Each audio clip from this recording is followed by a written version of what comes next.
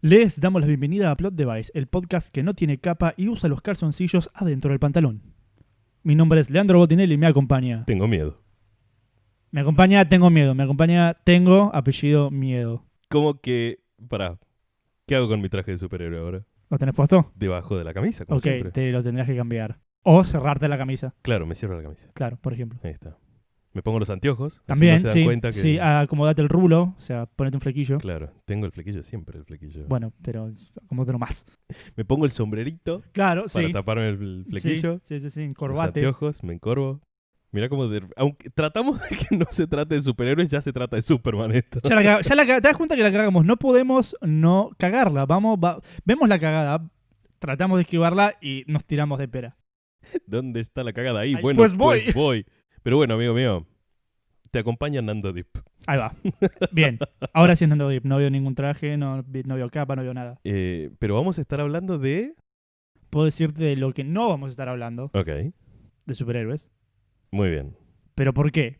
Porque generalmente los superhéroes se los asocia al medio de donde salen, que son las historietas. Entonces hoy vamos a estar hablando de historietas que no tienen superhéroes. Muy bueno.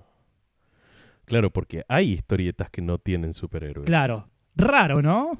Sí. Pero sí. Incluso hay historietas y personajes muy populares que no necesariamente son personajes con trajes ajustados y poderes extravagantes. No, y hay grandes historias. Hay también. grandes historias. Hay enormes historias. Yo me acuerdo, una de las primeras grandes historias que leí, yo caí un día y estaba un poquito empalagado Ujú. de historias de superhéroes. Ah, ok, pensé que te habías comido un tarro dulce de leche. Estabas También, como, también. boludo. Por supuesto. Pero estaba un poquito, no voy a decir harto, pero digo, tengo ganas de leer cómics, pero tengo ganas de leer otra cosa. Ujú. Y fui al sector 2814, a Su nuestra sector. comiquería de confianza. Germán, te mando un abrazo. Y le dije, Germán. Y Germán me dice, ¿qué? Y yo le digo, quiero leer un cómic. Y me dice, pues estás en el lugar correcto. Y le digo, sí, está bien. Pero tengo ganas de leer algo que no sean superhéroes. Y él me dice como, cool, Seguís estando en el lugar correcto. seguís estando en el lugar correcto. Y ahí me empezó a largar un catálogo. Claro, porque yo, hasta ese momento, un poco que los cómics eran ver en qué aventura anda metido este mes el Hombre Araña, en qué Claro. aventura anda metido Superman, en qué Claro, aventura... porque el cómic siempre uno lo asocia a las industrias más grandes que son Marvel y DC, que son superhéroes. Absolutamente. Y sin embargo, Germán en ese momento me dice, mira, primero, ¿cómo te llevas vos con...? Y me mencionó un nombre que me cambió la vida para siempre. ¿Cómo te llevas vos con Alcatena? ¿Lo amás o lo superamás? Y yo digo, bueno, voy a ir por el lado prudente y voy a decir que solo lo amo porque la verdad que Claro, no lo conozco, pero claro, si esas sí, son sí, las sí, dos sí. opciones, Lo estimo. claro. Y me pasó un cómic de Quique Alcatena, a quien admiro muchísimo, le mando un saludo inmenso también. Y Quique, a ver, vos cuando lees su laburo, te das cuenta que el chabón es un apasionado de los superhéroes, Ujú. que creció con los cómics de la Edad de Plata. Te das cuenta de todo eso. Sin embargo, el cómic no era de superhéroes. Era un cómic de fantasía, un cómic que se trataba de otra cosa. Volví un par de semanas después y dije, Germán, quiero más cómics que no sean de superhéroes. Y me pasó Klaus de Morrison. Y me lo vendió de la siguiente manera. Me dijo, es como Papá Noel, pero metal. Claro, sí, son los orígenes secretos y metaleros de Papá Noel. Y compré y disfruté muchísimo. Y digo, quiero más. Y me dio un cómic que se llamaba La Ciencia Negra. Que básicamente la premisa de Ciencia Negra es, viste que en la fantasía existe lo que se llama la magia negra, que es la magia que está prohibida. Claro, Bueno, la ciencia negra sería eso. Como la ciencia que todos sabemos que existe, todos sabemos cómo se hace, está prohibido hacerla. claro, como la deep web de la ciencia. Algo así. Por supuesto que es un cómic de ciencia ficción, un cómic de mundos paralelos y de dimensiones paralelas y qué sé yo, pero lo maravilloso, después de haberme metido de cabeza en todos estos cómics, y bueno, de chico, creo que el personaje que nos hizo entrar a todas las personas, por lo menos en Argentina, y me animo a decir en Latinoamérica, el personaje que nos hizo entrar en las historietas fue Mafalda. Sí. O Kino, ¿no? Toda la obra de Kino. Pero nos cuesta mucho, por fuera de Kino, relacionar a la historieta con algo que no sean los calzones por fuera del pantalón. Claro, sí, hay historias que tanto, claro, como Mafalda, como las historias de Kino, son historias, son tiras, son algo apuntado a chicos, a la juventud. Pero el impacto que tiene, a ver, el impacto que tiene Mafalda en Argentina, ¿me entendés? Es masivo y es muy popular y no son ni Batman, ni Superman, ni Spider-Man, ¿me entendés? Sin ir más lejos, Tintín. Tintín era un joven periodista que de alguna manera combatía el crimen. Luchaba contra villanos, ¿no? Contra mafiosos, inclusive a veces contra políticas medias turbias, porque el cómic no tenía miedo de, si bien era una historia para chicos, tener como un poco de crítica a la política de la época. Entonces, fíjate, o sea, un personaje muy popular que de hecho Steven Spielberg admitió que de manera subconsciente, más o menos, inspiró a Indiana Jones. ¿Entendés? Esta persona Claro. que tiene Sí, aventuras, mirá. porque no deja de ser historias de aventuras. Si bien Indiana Jones era como un poco más rudo y Tintín era un Boy Scout hecho y derecho, una persona con los valores bien puestos, un chabón que creía que esto era lo bueno y lo seguía. Pero es eso. O sea, tanto es así que después Spielberg tuvo que hacer la película de Tintín como para lavarse un poco las manos y como, bueno, está bien, no, esto es por acá. Claro. Que de hecho hay una anécdota que ellos la cuentan como súper exagerada. Probablemente hubo como una bajada de línea más ejecutiva, qué sé yo, pero ellos cuentan la anécdota como que, sí, un día nos juntábamos a tomar un café y escuchá este cast que entró al bar. ¿Te imaginabas tipo un Café Martínez que estaba ahí en la esquina? Claro, como un chiste, entra al Claro, bar, resulta que entraban a un bar. Robert Zemeckis, en su DeLorean, prendido fuego. eh, iba a decir Indiana Jones, no, Steven Spielberg con su látigo y su sombrero, John Williams con su sable láser y George Lucas con su dinero. Claro, con sus retcons. Y nada, estaban charlando tipo en la mesa porque son amigos todos ellos, ¿me entendés? Se llevan súper bien y en un momento uno dijo como, che, ¿y si hacemos la película de Tintín? Y eso sucedió. Claro, es un surgió el peliculón, tema de además. Tintín y ya fue. Así es como deberían hacer todas las películas, básicamente. En un bar Con amor. y con amor, sobre todo Con amor con amor y con al dinero. producto que se está adaptando. Pero bueno, absolutamente. fíjate Tintín, o sea, la influencia que tuvo el arte.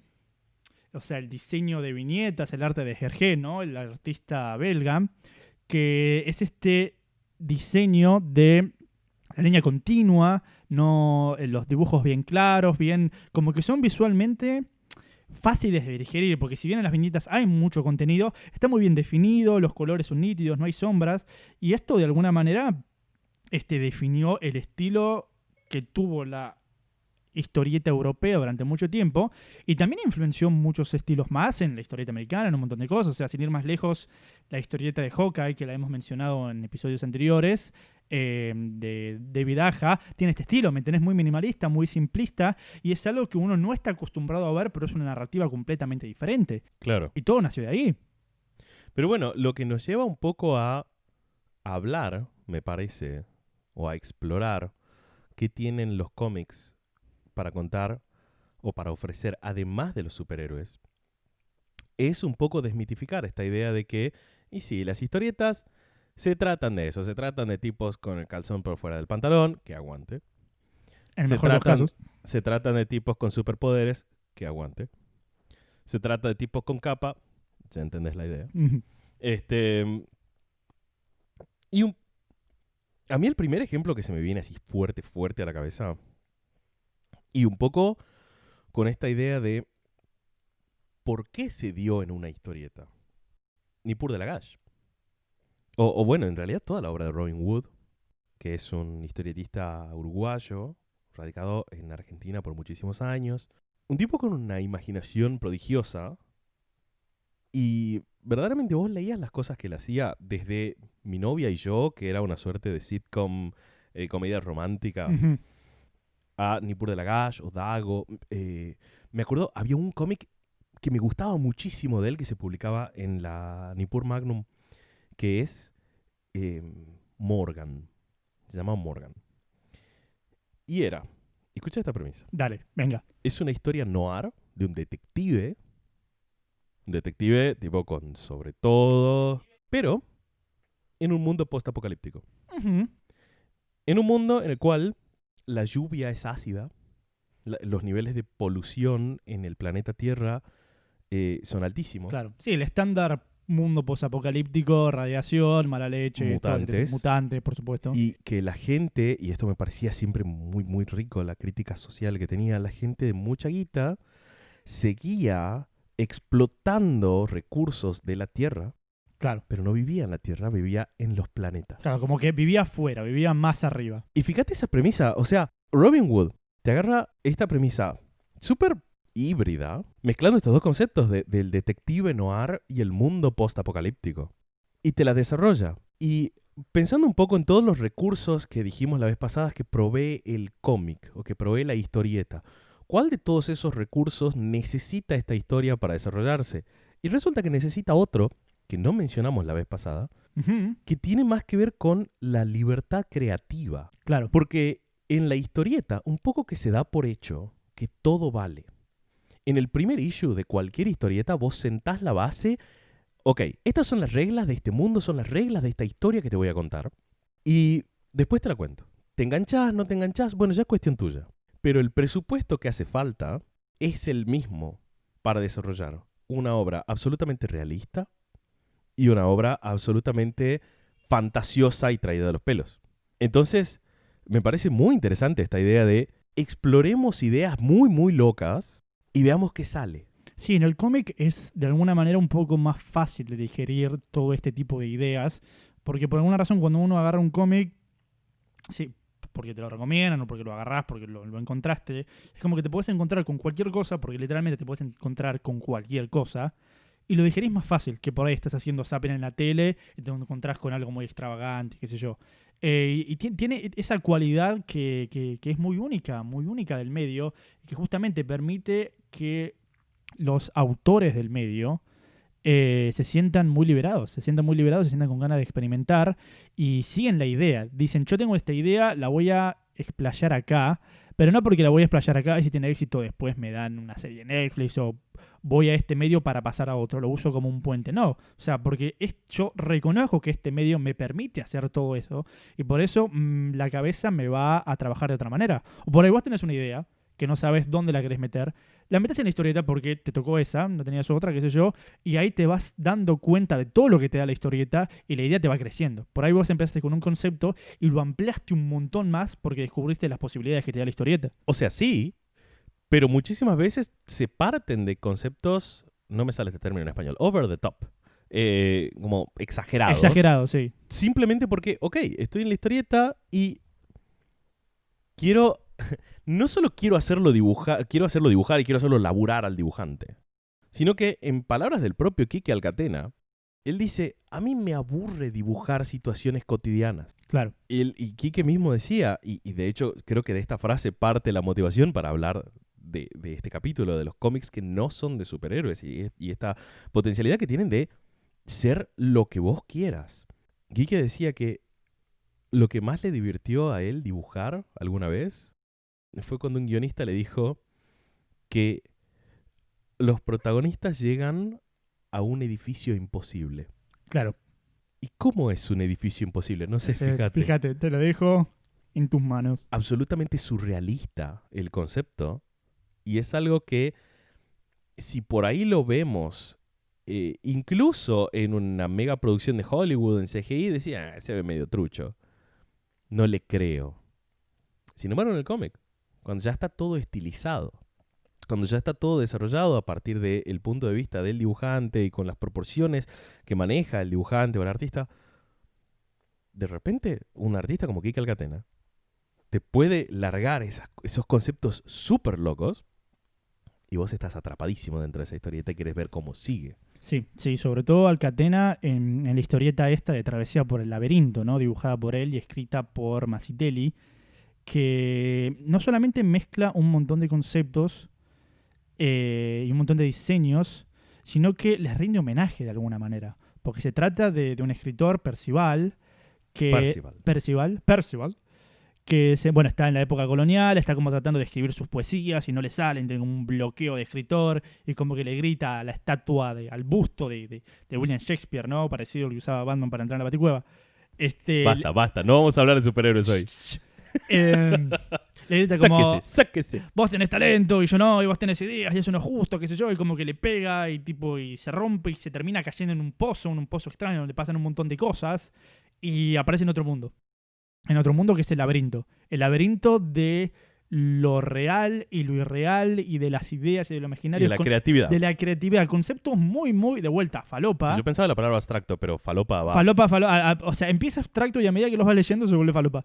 Pero justamente es una carta de amor a todos estos géneros literarios, porque a medida que va avanzando Percival, que se encuentra con otros personajes. Sí, con Oberón, que es el rey de las hadas. Así es. Y después estaba Reynard, que es el zorro antropomórfico, que de hecho yo tuve el inmenso placer de compartir una merienda con Quique Alcatena, que me firme mi copia de Travesía por el Laberinto, y me contó un poquito la historia, que me dijo, literalmente nosotros no inventamos nada, traíamos de otro lado, simplemente, de nuevo, esto que decíamos, el cómic nos dio la posibilidad de mezclar todos estos conceptos de Reynard, del pícaro medieval, de Oberón, que es el rey de las hadas, y de Percival, que es este poeta, que a mí me llama muchísimo la atención de que hay un montón de historias.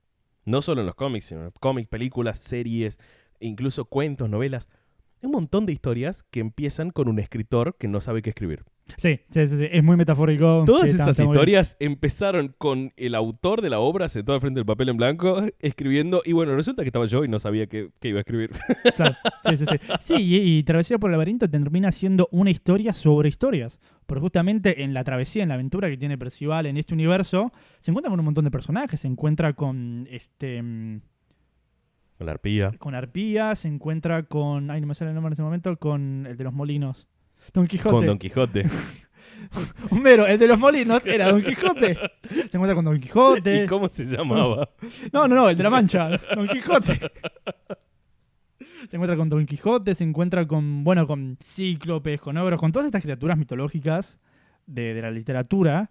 Y es como que va caminando, se va encontrando con estos personajes en cada historia, y cada historia es un homenaje a ese tipo de personajes. Que es un mundo absolutamente onírico, que incluso podría interpretarse como que es el personaje que está soñando, y que su arco de personaje pasa por asimilar y hacer carne toda la literatura y toda la fantasía y toda la cultura que él ya consumió, que él ya leyó, pero le falta asimilarla, le falta aprender de qué se trataba en el fondo. Claro. Pero también puede haber sido que de verdad se abrió el piso debajo de él, de verdad él cayó en un laberinto mágico y de verdad le empezaron a pasar todas estas cosas. Porque lo cierto es que al final del relato, a él le cambia la mirada. Él aprende cosas.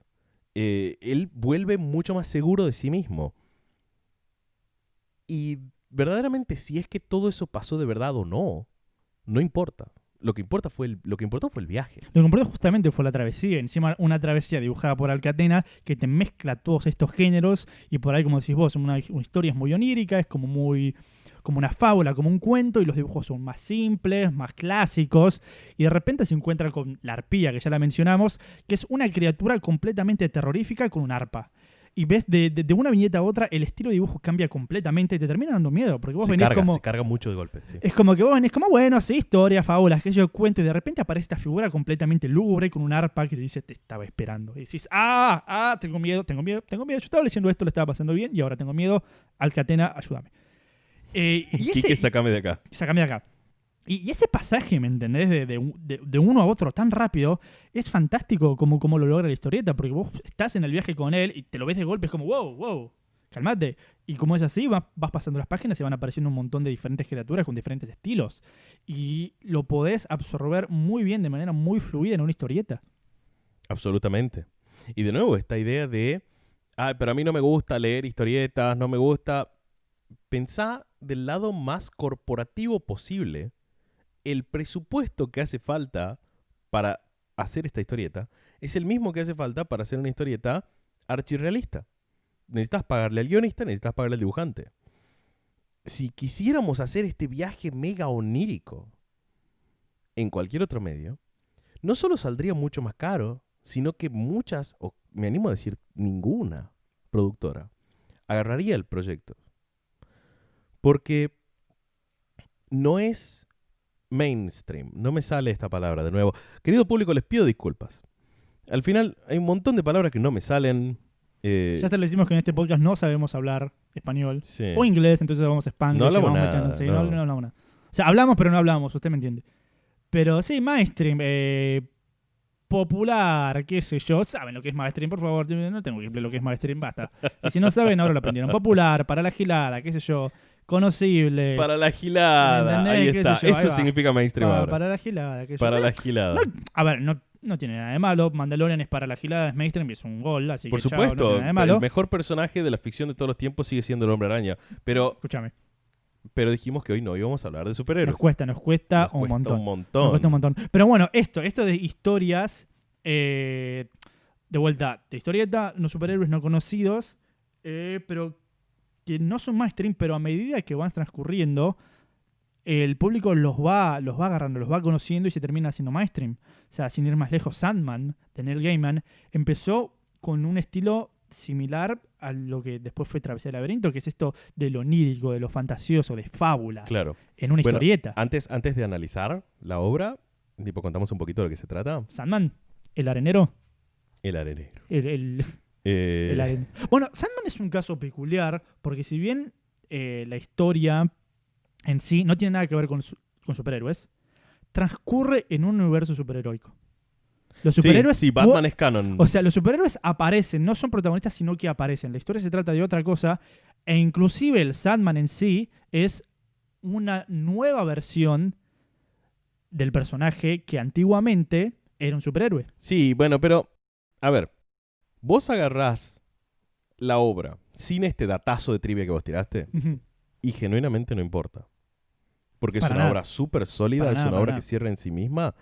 Y de nuevo, un poco esto de que en los cómics, ya sea de superhéroes o no, el cómic va a ser tan fantasioso como el autor quiera que sea. Porque Sandman parte de la siguiente propuesta.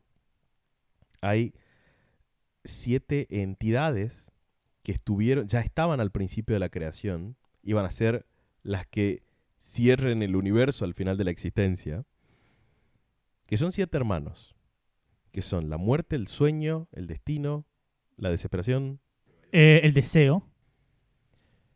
Bueno, son 7. El de- El punto es que son 7 y el cómic empieza con que hay un tipo que vio un libro mágico para hacer un ritual y con ese libro mágico y con ese ritual este tipo quiere atrapar a la muerte para no morir, porque quiere ser inmortal. ¿Dónde está la muerte? Ahí, pues voy. Ahí, bueno, pues yo la quiero atrapar y no quiero morir. Pero básicamente lo que pasa después es que el ritual sale mal y en vez de atrapar a la muerte lo atrapan al hermano, que es el sueño. O sea, fíjate, de nuevo, Conceptos súper abstractos. el término académico es falopa.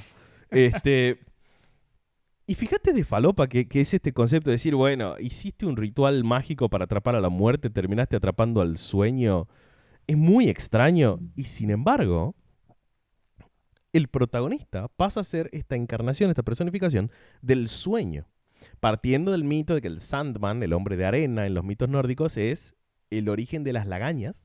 Claro, sí. De la arenita de los ojos. Claro, la arena es eso, lo que cuando te despertás tenés... Tenés arenita en los ojos y justamente dice, es porque te visitó el hombre de arena y por eso soñamos. Porque nos visita el hombre de arena. Ahora, hay un montón de aventuras, igual que en Travesía por el Laberinto, un montón de aventuras, en la mayor parte de los casos son anacrónicas entre sí. Algunas pasan antes, otras pasan después y verdaderamente no importa. Claro, es una antología. Es una antología, es un buen término. Hay un cómic en particular que fue multipremiado dentro de la saga del Sandman que, y escuché esta premisa, que es como un poco decir esto, ¿no? De qué loco que es el universo del cómic y hasta qué punto puede ser loco. Bueno, escucha. Y como tiene un cameo también este personaje de Travesía por el Laberinto. Resulta que van Shakespeare y su compañía de teatro, tipo su caravana con todas las carretas, van por un camino del Londres medieval o renacentista. Y en un momento paran al lado de una lomada y Shakespeare dice, es acá. Acá tenemos que armar el escenario. Y la compañera dice, ¿pero por qué vamos a armar acá? Acá no hay nada. Y dice, no, es aquí. Y resulta que del otro lado de la lomada estaba el Sandman, ya liberado, hace muchos episodios, liberado de este ritual que el malo lo había aprisionado. Estaba el Sandman y resulta que Shakespeare venía acá a cumplir una promesa, que era la siguiente. El Sandman lo iba a hacer soñar a Shakespeare, un poco contestándole a Percival, sin quererlo. Mirá cómo estos personajes inmortales de la literatura universal, un poco que conversan entre estos dos cómics, ¿no? Entre Travesía por el Laberinto y... Son canon, son parte del mismo universo. Por no supuesto importa que nada, sí. Son parte de mi canon personal, así como Jurassic Park 3 no existe. Estos dos cómics forman parte del mismo universo, por lo tanto... Alcatena dibujó Batman, así que para mí... Ya está, escúchame, ¿qué más parte crees? lo mismo. ¿Qué más crees? Pero... Básicamente, Shakespeare venía a esta lomada a cumplir una promesa con el Sandman, que era que el Sandman, Morfeo, el dios del sueño, le iba a hacer soñar a él toda su obra, y por eso él siempre tenía tanta inspiración. A cambio, Shakespeare tenía que escribir 2 obras para él, específicas. La primera de las cuales iba a ser Sueño de una noche de verano, que relata la vida y las aventuras de la corte del rey Oberón, que es el rey de las hadas. Ahí va. Es literalmente el mismo personaje que transitaba por el laberinto. Estos personajes súper oníricos, súper fantasiosos, súper mágicos de la literatura universal y de la mitología antigua. Súper sin derechos de autor y los puede usar cualquier Por autor, supuesto que justamente. sí. Entonces va como piña, sí señor. Pero, y acá está la vuelta de tuerca, y por eso digo que en los cómics todo vale. En los cómics no solo existe el dios del sueño, sino que toda la compañía de Shakespeare iba a estar interpretando Sueño de una noche de verano para la corte del rey Oberón, que estaba sentada del otro lado de la lomada, que habían sido invitados por el rey del sueño porque eran amigos. Claro, sí, le da completamente otra interpretación. Es maravilloso porque fíjate cómo agarra Neil Gaiman este concepto, de nuevo, súper falopa, súper sacadísimo de cualquier otra cosa, que vos le llevás este mismo concepto a cualquier productor audiovisual y te dicen como, ¿pero quién me va a comprar esto? Y sin embargo, Gaiman en el cómic encuentra, al margen de que por supuesto no es un género, es un medio, tiene un montón de recursos para jugar dentro de ese medio, pero también está un poco este contrato, este acuerdo no dicho entre los escritores de cómics, productores de cómics y lectores de cómics, de decir, todo vale. Sí. Todo vale. Y eso es lo maravilloso. De repente puedo tener a Shakespeare, al dios del sueño y al rey de las hadas en el mismo cómic interactuando. Sí, aparte Sandman fue un primer paso en esto de que todo vale, que puedo contar cualquier historia. Y de vuelta, estaba como dentro del universo DC, pero es como fue el primer paso. Che, ¿podemos contar esto? ¿Podemos contar historias que no tengan capa, calzones y poderes? Y a la gente le gusta, porque están bien escritas, porque lo que está contando es interesante. Entonces a partir de ahí se funda este subsello editorial Vértigo, y es como que la idea dice, che, bueno, vamos a darle oportunidad a guionistas de afuera, guionistas ingleses, guionistas europeos, con estas ideas. Vamos a tratar de expandirnos un poco el mercado, ¿no? La audiencia, con ideas interesantes, con ideas falopa, con conceptos que por ahí no tomaría cualquier otra cosa.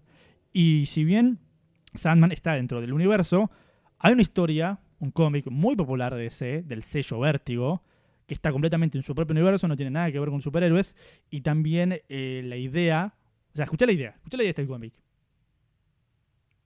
Un cura, un predicador, que de golpe tiene el poder divino de ordenar la creación, tipo yo le digo, tráeme el vaso de agua y me lo trae, contra su voluntad, simplemente me obedece. Su novia, que es una chica que está huyendo de su pasado turbio, que tiene un arma, porque eso es su pasado turbio, y un vampiro. ¿Qué es un vampiro? Los vampiros existen y está en este grupo de personas. Tipo, Claro, estas entonces tres personas, son una chica con pistola, sí, un cura con superpoderes sí, y un vampiro. un vampiro con hambre. Yo también tengo hambre. Bueno, pero no tenés el mismo hambre de vampiro porque si no estaría muy asustado. No sé, yo soy músico. Mi estado natural es tener hambre. Ah, qué fuerte. Un abrazo para todos los músicos. Para las viejas que anuncian. Estos 3 individuos, ¿no? En una camioneta, en un vehículo, en un road trip, en un viaje. Y el viaje se trata de encontrar a Dios, que renunció a ser Dios porque se hinchó las pelotas. Y tipo, la verdad que mira, los 2020, si yo también me echaré las pelotas. Pero se hinchó las pelotas y dijo, ¿sabe qué? Yo no me quiero hacer cargo de nada, me voy. Entonces el predicador dice, yo lo voy a encontrar y le voy a decir, loco, ¿qué carajo? Ponete las pilas. Fíjate esta premisa, ¿no? Que acabo de escribir. A ver, qué maravillas son los cómics. Son el cura con superpoderes de darle órdenes a la creación. Sí. Muy bueno. Un poco es como la versión fruteada de Purple Man. Claro. Sí, es la versión divina. Oh. Oh. La versión con así unas pestañas. Con glitter, con las uñas bien Con largas. glitter. Sí. Es como Calamardo hermoso. Es la versión drag de Purple Man. ¿Te das cuenta que no podemos meter una cosa que sea No superior? podemos. Pero bueno, cuesta estos 3 un montón. individuos muy fantásticos, muy locos, en su búsqueda por Dios. ¿Me entendés? Dios que dijo, ¿saben qué? Me Me tienen voy a la harto, verga, renuncio y se fue del cielo dando un portazo. Es maravilloso. Es maravilloso y ha ofendido a un montón de personas. Porque, por supuesto. Como debe ser. Pero uno de los propósitos del arte es ofender. Y aparte de vuelta, estas personas con estas habilidades, estos poderes, qué sé yo, y no es que el chabón dice, tengo el poder de ordenar la creación, voy a decirle a un chabón que no robe un banco. No, el cómic pasa por otra cosa. Claro. El cómic pasa por las relaciones que tienen nuestros personajes y trata temas mucho más profundos, no solamente la religión, una crítica zarpada a la religión, sino que trata sobre relaciones humanas, sobre amistad, sobre honor, que lo vas desarrollando a lo largo de la serie. Y vos fíjate con estos conceptos, estos personajes completamente delirantes, los temas humanos que te desarrollan. Sí, un poquito como decíamos en el episodio pasado, ¿no? Que por más fantasioso que sea un concepto, de fondo siempre tiene que haber una subtrama humana, un desarrollo humano de los personajes, porque si no, a la audiencia humana no le va a interesar.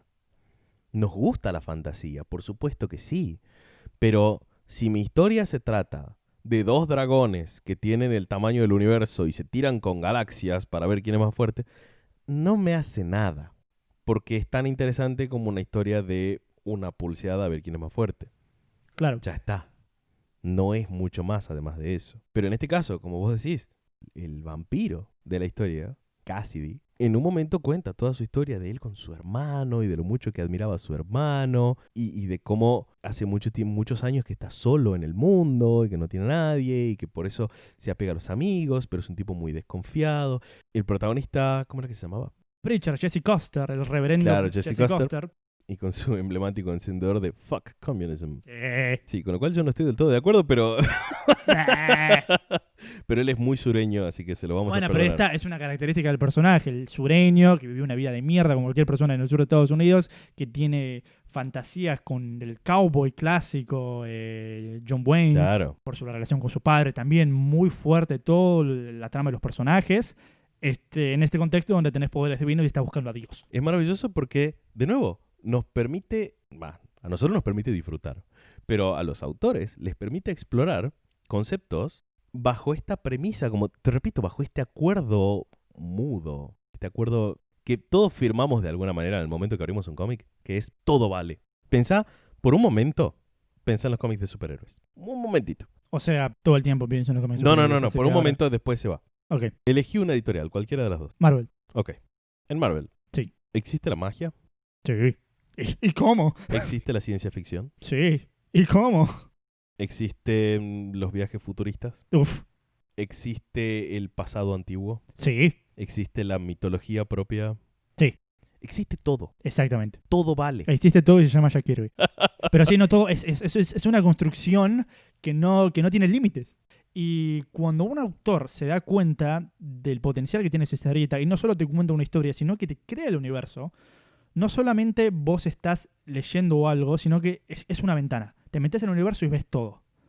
Hay un cómic del autor Jonathan Hickman y el dibujante Tom Cooker que hace esto y lo hace de una manera tan clara, que es un concepto, de vuelta, un concepto muy falopa, un concepto muy extravagante, Pero el chabón te plantea todo lo que necesitas a través del universo, más allá de la historia que está contando, para que vos entiendas de qué va. El cómic Black Monday Murders, digamos, los asesinatos del lunes negro, que de vuelta lo que hace es agarrar este concepto, ¿no? de la caída de la bolsa, La Gran Depresión. La Gran Depresión, la caída de la bolsa, Estados Unidos, que mucha gente se suicidó porque no tenía plata y no podía comprarse un chupetín. Entonces dijeron, me voy a matar. Y se mató y hubo muchos suicidios masivos. El chabón agarra esto, este evento histórico que todos conocemos, y dice, yo voy a crear algo distinto alrededor de esto. Voy a crear una mitología alrededor de esto. Y el chabón te plantea que los asesinatos, la economía, la bolsa, es todo parte de una especie de secta, una especie de clan, que lo que hace es controlar el dinero, la ganancia, a través de la magia y lo oculto y los sacrificios y lo pagano. Sí, al final resulta que la Gran Depresión fue un eslabón más de una cadena de procesos que eran todos productos de un culto extrañísimo que rendían los megamillonarios del mundo al dios Mammon. Claro, el dios del dinero, el dios de la ganancia. Pero es un dios, de nuevo, en el mundo real, cuando alguien cree en Dios, nunca lo ve, por eso cree en Dios. Yo no necesito creer en el micrófono que estoy hablando, lo estoy tocando. Bueno, esta gente no es que cree en este Dios está ahí, se pueden meter por un portal y lo ven, interactúan con él. Sí, se manifiesta físicamente. Hay toda una movida muy extraña de que este Dios le pide los sacrificios y va a generar esta Gran Depresión y todo, solo para mantenerlos a ellos millonarios. Claro. Empiezan a haber un montón de asesinatos y de sacrificios humanos justamente para honrar a este Dios extrañísimo. Claro. Y la persona que va a investigar, de nuevo, en los cómics todo vale, la persona que va a investigar estos asesinatos es un policía con poderes mágicos vudú. Sí. Con poderes mágicos que tiene una bolsa con huesitos, que les habla a los huesitos, los tira, los huesitos se acomodan de cierta manera y él interpreta los huesitos. Entonces, él va a usar esos poderes mágicos para desentrañar los crímenes del asesinato del lunes negro. Claro, el misterio, claro. Es súper falopa. Es súper falopa y lo que tiene que lo hace tan encantador es que tranquilamente podría ser, no sé, aparece el líder de la secta y dice, hola, yo soy Juan Malo Secta y esto es lo que hago y te lo cuenta, ¿me entendés? Pero no, el cómic lo que tiene es que te construye el universo, entonces arranca la historia y ves a este grupo de personas hablando con términos que vos te cuesta entender, no sabes de qué va, qué sé yo, y pasás a la siguiente página y de repente están los símbolos dispuestos. Decís, ¿esto qué es? ¿La contratapa? No, yo ya pasé la contratapa, que es símbolos. Pasás la página y de repente hay como un informe policial. De nuevo, haciendo utilización al máximo, Jonathan Hickman, de todos los elementos y más de los que hablamos en el episodio anterior de cómic. Exactamente, él te muestra. Explotando al máximo la potencialidad de la historieta como medio y como formato. En vez de escribir que un personaje te diga, yo hago esto y esto y esto, él te lo muestra. Te muestran los símbolos que corresponden a los hechizos, te muestra los informes policiales que redacta los asesinatos que ocurrieron, cómo ocurrieron, ¿me entendés? Entonces es como que de alguna manera te crees todo esto, porque no estás viendo a personas dibujadas diciéndote lo que hacen o haciendo cosas, sino que ves todo lo que produce esto. O sea, si hay un asesinato, claramente va a producir un informe policial, claramente va a producir una investigación. Si esto es un culto que está en diferentes partes del mundo, claramente se comunica de alguna manera, se comunica por cartas que te las muestra, se comunica por mails que te los muestra. Entonces, todos estos pequeños detalles suman un montón a la obra. Que pasan más o menos cada 3 o 4 páginas, hay un detalle. Claro, es como que no te está contando una historia, te está creando un universo. Entonces, cuando vos lees esta historieta, te atrapa. Porque yo al principio que lo empecé a leer, digo, che, ¿esto de qué va? Y a medida que fui leyendo, es como, che, para, esto es buenísimo. O sea, al principio... De nada. No, gracias, sí. Me lo han prestado acá. Claramente la persona que tengo enfrente mío me lo prestó y quiere que le agradezca. Así que, gracias. Pero, de vuelta, vos lo estás leyendo y decís, che, no entiendo qué carajo está pasando, pero está tan bien contado que quiero averiguar de qué pasa. Porque, de vuelta... Ni siquiera el detective que está averiguando todos estos asesinatos es el protagonista. No, la historia no es a partir de su punto de vista. Es el antagonista. Por cómo está estructurado el relato, los protagonistas son el culto. Son los megamillonarios que generan todos los asesinatos, que le rinden culto al dios del dinero. Entonces, como vos no estás leyendo o yendo a la par de la historia como el detective, vos no vas viendo cómo lo vas resolviendo, porque él justamente es el antagonista. Aparece de a poco, aparece para que los personajes, los protagonistas, el culto extraño, lo vean como, che, este chabón se está metiendo acá, medio que me hace ruido, vamos a ver qué pasa. Entonces vos tenés estos protagonistas, los malos que hacen estas cosas malas, y tenés los informes, los símbolos y todas estas cosas. Entonces vos vas averiguando de qué se trata el cómic, no el detective. Es como que a veces el detective tarda tanto que vos decís, bueno, pero para, yo quiero saber qué significa este símbolo, por qué hicieron esto, y te da todo servido en bandeja. Entonces te va metiendo... Eso es muy propio del género policial narrativo. Y me parece un punto interesante para un poquito tirar un datazo. Datazo de trivia. No sé si tanto de trivia, un Datazo poquito de más datazo. de estructura narrativa y de guión, Ahí va. una cuestión un poquito más académica. Pero El datazo académico. ahí va. Esto en vez de ser una pistola es un arco y flecha de datazo académico. Muy bien. Pero una ballesta. Es una ballesta pero dispara una pluma. Claro. Para escribir. Muy bueno. Muchas veces se usan como términos intercambiables protagonista y bueno y antagonista y malo. Y no es así. Eso es verdad. Eso es muy cierto. Necesitamos desconstruirnos narrativamente. El protagonista de un relato no es el bueno, no es el que hace el bien, sino que es el que lleva al relato por las riendas. Claro, que lleva adelante la trama. Es el que, entre comillas, la cámara sigue. Es el que está más tiempo en cámara o como protagónico del relato. Y el antagonista es la persona o el personaje que se va a poner en su lugar, se va a poner en su camino para que el protagonista no alcance su objetivo. Citando por tercera y última vez el relato de superhéroes, prometo que es la última vez. Ya fue. Hasta el próximo programa, porque el próximo programa ya volvemos con Batman a full. Pero en una película que es Infinity War. Claro. Infinity War, que es la tercera película de los Vengadores de Marvel, el protagonista es Thanos. Es el villano. Sí. Es el villano. Sí. Todo el relato corre alrededor de él. Y los Avengers están puestos dentro de esa narrativa como los antagonistas, como las personas que van a intentar impedir que él logre su objetivo. Por eso al final de la película, a diferencia de la película de Capitán América que terminaba diciendo el Capitán América volverá, al final de Iron Man decía Iron Man volverá, al final de los Avengers 1 y 2 decían los Avengers volverán, al final de Infinity War dice Thanos volverá. Claro. Sí, él fue el que llevó adelante toda la Porque historia. él fue, exactamente. Es el que tuvo más tiempo en cámara, digamos, pero sí.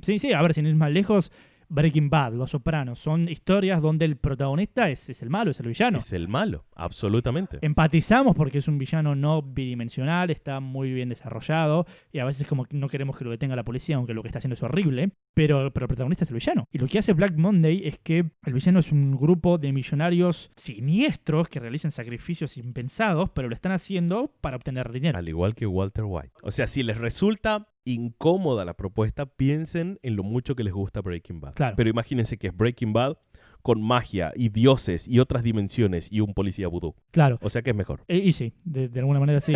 Y de vuelta, y con todos los componentes dentro de la historia que vos lo podés revisar. Vos podés leer el expediente policial, vos podés leer las cartas que se mandan ellos, vos podés leer todo eso.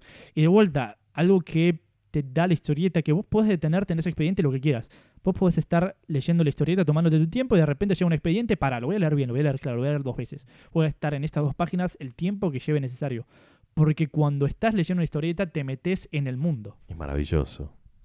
Así que bueno, quedan como recomendaciones más allá de los títulos, me parece. Ujú. Porque por supuesto podemos recomendar de los inmensos Eduardo Masitelli y Quique Alcatena, Travesía por el laberinto. Neil Gaiman Sandman. De Neil Gaiman, el Sandman, de Jonathan Hickman, podemos recomendarles 1.000.000 de veces. De Garth Ennis, Preachers y todas estas historias. Por supuesto, los asesinatos del lunes negro. Pero más allá de eso, me parece que está bueno encarar la historieta a sabiendas de que cuando abran la primera página de una historieta, lo más probable es que estén firmando un contrato de que todo vale. Todo vale, sí. Sí, la letra grande y la letra... O sea, la letra grande dice todo vale. La letra grande dice el título normalmente. También, sí.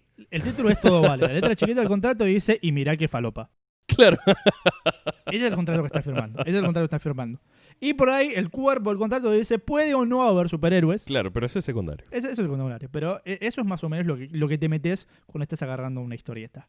Así que, Qué bueno, maravilla, me amigo. parece que ha sido un buen panorama de cuando los cómics pueden no tener superhéroes. Y me parece que ya podríamos ir cerrando. Vamos cerrando entonces. Vamos cerrando. Muchas gracias a las personas que nos escuchan, a las personas que nos ven. Y será hasta la próxima emisión de Plot Device, el podcast El Contrato Falopa.